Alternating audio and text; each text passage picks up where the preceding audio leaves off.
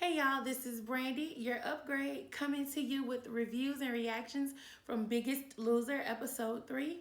We're going to jump right in and get through the feelings, the workouts, the weigh-ins, and of course, the elimination. Let's go. So at the end of episode 2, Fi went home, and personally, I was really sad about that because she was one of the contestants that I related to most. But luckily, she is online. She's on Instagram, and she's ready and willing to interact with you guys. I'll go ahead and place her Instagram handle here. So this is where you can contact her on Instagram. And I encourage you guys to go in and continue to motivate and encourage her. And also Robert as well. She does communicate back and forth. So communicate with her, encourage her, let her know that you're still rooting for her. And while you're on Instagram looking up Fi, go ahead and follow Brandy, your upgrade. Since you're already going to be there, I mean, why not, right? Okay, so since some of these episodes have been so emotional, we'll just go ahead and knock these feelings out first. Episode 3 started with the birthday party for Kim. Y'all know I love Kim. Kim is my girl. She turned 58, and Kat decided to throw her a birthday party, and everybody helped and pitched in. And that just kind of speaks to like the mom figure that Kim is in the house for both teams to want to, celebrate her and be excited with her, or for her rather. So they had the birthday party for Kim, and light bulb. Instead of getting a cake, they did a fruit bowl and stuck the candles in bananas. That was actually really clever. I probably wouldn't have never thought about that because of my relationship that I have with food. Birthday parties mean cake. Either ice cream cake, traditional cake, or cookie cake. But either way, it's gonna mean cake. So for them to throw away the cake option completely and do the fruit bowl was really, really cool. Let's just go ahead and tackle what affected me most, and that was Christy sharing with us her fertility struggles, which is something I could personally identify. Previously, my husband and I had been trying to have another baby because our son is 6, and we've tried and tried and tried and tried and tried. And now we have a 6-year-old, and he's the only one. So a lot of people will be like, well, she has one, Some people don't have any, but I know personally the struggle of having the one who is desperate for a sibling. Like, my son has prayed for a sibling. He's asked, he's begged, he's negotiated, he's offered to trade Christmas for a sibling, or his birthday for a sibling, and the inadequacy that comes along with knowing that you just aren't able to provide that really hit me. Like, so when she was just like, she's working on her weight so that she can have another baby. I'm just like so rooting for her. And right after that, we go straight into the first workout of the show, and you see Micah. Now, y'all already know from the last time that Micah is like emerging, right? He is beasting out, and we see him continue to beast out. Like, Micah is like this butterfly. I don't want to use a butterfly for a guy, like, but he's emerging as this like really cool person with all of this confidence that he's finding. We literally see him finding his confidence and seeing that he can do more, he can be more. Like, we see him accomplishing stuff. And so the more he accomplishes, the more he believes he can accomplish. And we see him just like getting all of this confidence from all of these accomplishments he's having. And it's such an amazing thing to witness. In the support group, you hear Kyle say that he's previously had difficulty talking about himself. And he's roomed with Jim, who is like, just this good old boy. He's Coach Jim. He's a good old boy. And typically you don't see gay men and good old boys. Not in media, like not around. They just typically don't mix. And so for one, y'all know I love Jim. Like, I love Jim. I'm not Team Red, clearly. But I love Jim. And so for Jim to be a good old boy and still be like, he's opening my mind and he's an amazing kid. That is awesome. That's what we all should reach for.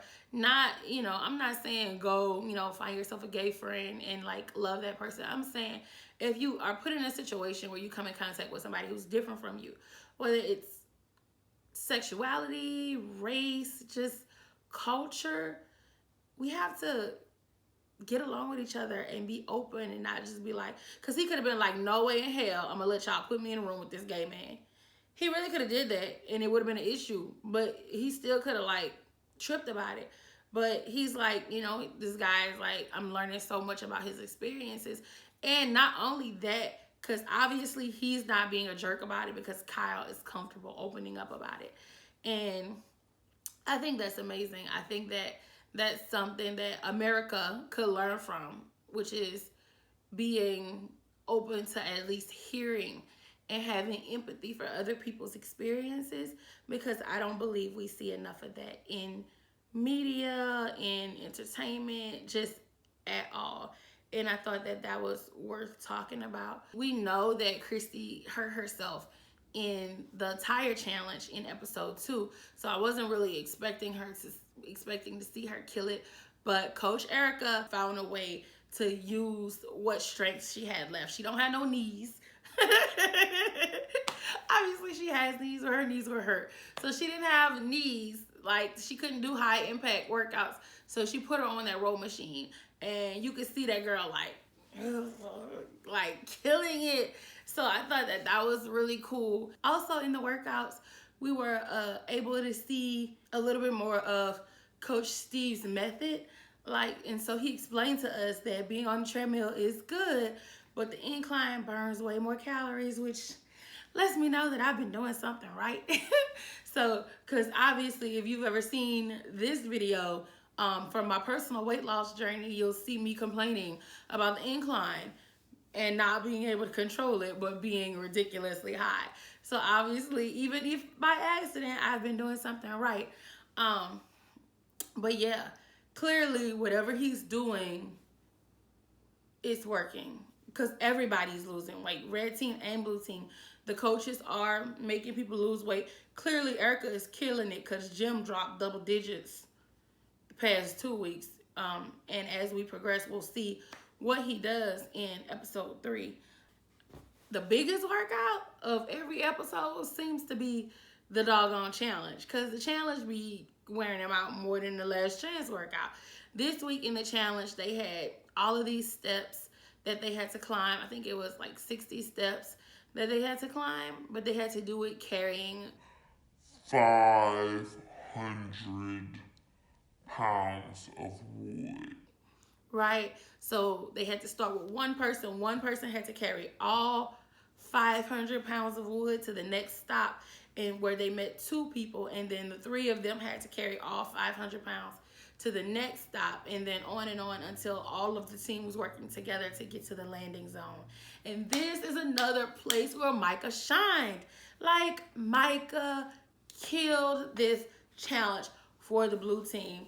This dude, like, he said it on Instagram where he was like, when you only want to make one trips after getting groceries, where you have like bags all on your shoulders, you're holding all the bags, she's like, I'm not going back outside, I'm not making another trip. He was straight lugging those logs like that. Like he had 2 bags on his shoulders, bags on his arm, like one trip, Micah. And he did that and he killed it. It was freaking awesome. And blue team won the challenge. Go blue, go blue. Obviously, the challenge is a big deal, but the blue team has won a challenge before and still went home. Like the very first week, the blue team won the challenge and they still lost Robert. So like you can't be all bucked up about winning the challenge when you still have to deal with the actual weigh-in. But the blue team won. We go straight into the elimination, and here is where things get really emotional, right? So at first, the first two to weigh in are Katarina and Kim. And then you got, and they both pull pretty much the same thing. It's a 4 and a 5. Kim is under the yellow line for the remainder of the time for the blue team. So it's just very emotional because everybody loves Kim. Megan weighs in and she ends up pulling a 6. And she's still crying because she's like, Kim is still under the yellow line. And so it's just very emotional for everybody involved. And we get to the last two to weigh in, which is Dom and Micah. So right now it's 1.86% versus 1.85%. It is so close. And that's including the advantage that the blue team had. Even though the red team lost the last weigh-in, they were still close considering blue team had that advantage. And here we are again with the blue team having an advantage, and Micah weighs in. And so Micah has been busting his butt the whole week and emerging as this leader and this confident guy. And he pulls a 7, which makes Micah the biggest loser on the blue team because he has a 2.3 percentage of weight loss. The very last person to weigh in is Dom, right? So we're on pins and needles because two things. Christy is at the bottom of the red team, right? She's below the yellow line. And so right now, in order for the red team to win, Dom has to pull a 8 or higher. And so if he doesn't pull an 8, he has to pull a 5 to be above the yellow line.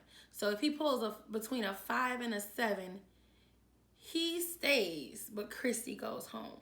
If he pulls an 8 or higher, Kim goes home. It's just like,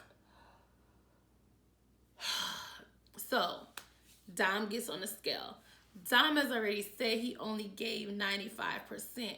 And so at this point, Erica is like shook because she like, Lord, I hope that 5% wasn't exactly what we needed to, to win this weigh-in. And then so it pulls up, Dom gets on the scale and Bob does his thing and says, Dom, your Domenico or whatever he calls him, Dom, your current weight is